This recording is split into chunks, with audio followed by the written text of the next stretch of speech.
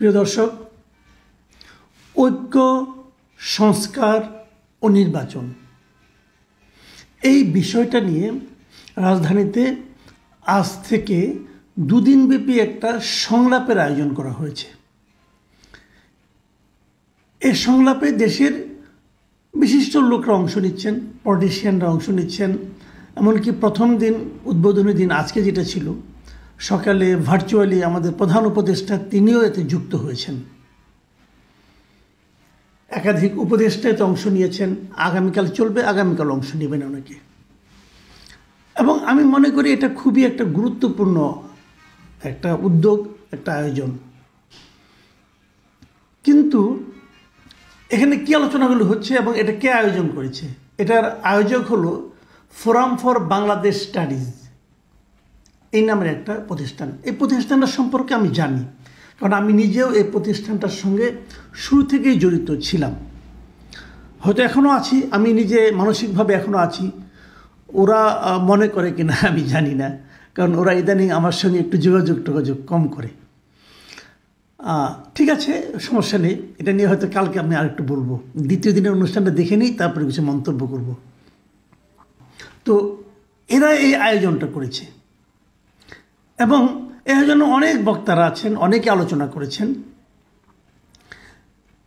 আমি প্রথম দিনের অনুষ্ঠান নিয়ে কিছু কথা বলতে চাই। আপনারা বুঝতেই পেরেছেন তাদের আলোচনার মূল বিষয় হলো ঐক্য, সংস্কার ও নির্বাচন। প্রথম দিনের আলোচনার প্রধান উপদেষ্টা ছিলেন, তিনি অনেক কথা বলেছেন। আমি দৈনিক প্রথম আলো পত্রিকার এটা শিরোনামটা, উনি বলেছেন ঐক্যবিহীন সংস্কার কিংবা সংস্কারবিহীন নির্বাচন বাংলাদেশকে এগিয়ে নিতে পারবে না। মানে কেবল সংস্কারবিহীন নির্বাচনে এগিয়ে নিতে পারবে না, এটাই কিন্তু মূল কথা না। মূল কথা হলো যদি সংস্কারটার মধ্যে যদি ঐক্য না থাকে, যে সংস্কারটা হচ্ছে সেই সংস্কারটার সঙ্গে যদি সমস্ত মানুষ যদি সংস্কারটার পক্ষে ঐক্যবদ্ধ না হয়, তাহলে ওই দেশটা অগ্রসর হতে পারবে না। তার মানে প্রধান উপদেষ্টার কথার প্রথম অর্ধেক বাদ দিয়ে দ্বিতীয় অর্ধেক দিয়ে প্রথম আলো শিরোনামটা করেছে। এই শিরোনামটা পড়ে কি মনে হবে আপনার যে উনি বলেছেন যে ঐক্যবিহীন সংস্কার দেশকে এগিয়ে নিতে পারবে না?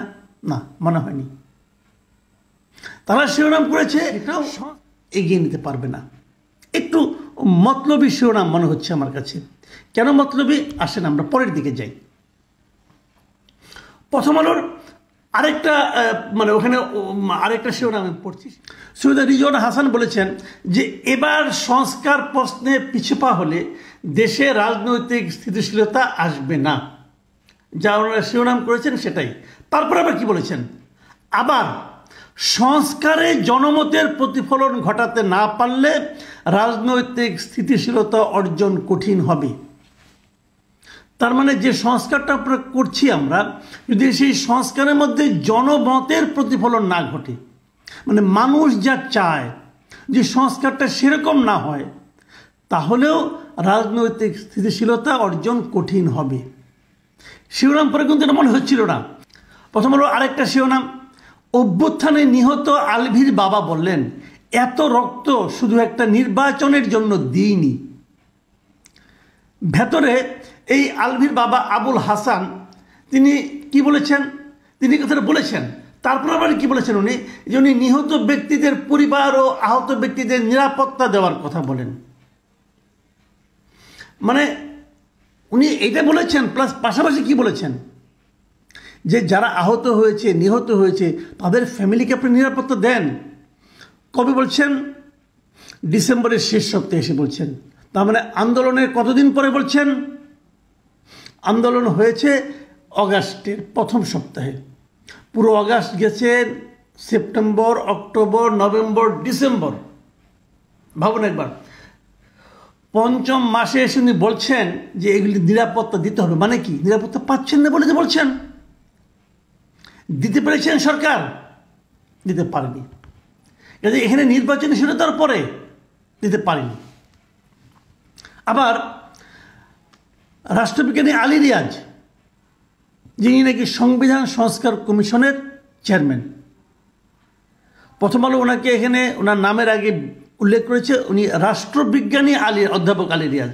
মানে সংবিধান বিশেষজ্ঞ আলী রিয়াজ না, কিন্তু রাষ্ট্রবিজ্ঞানী অধ্যাপক আলী রিয়াজ, মানে রাষ্ট্রবিজ্ঞানী হাতে দায়িত্ব দিয়েছেন।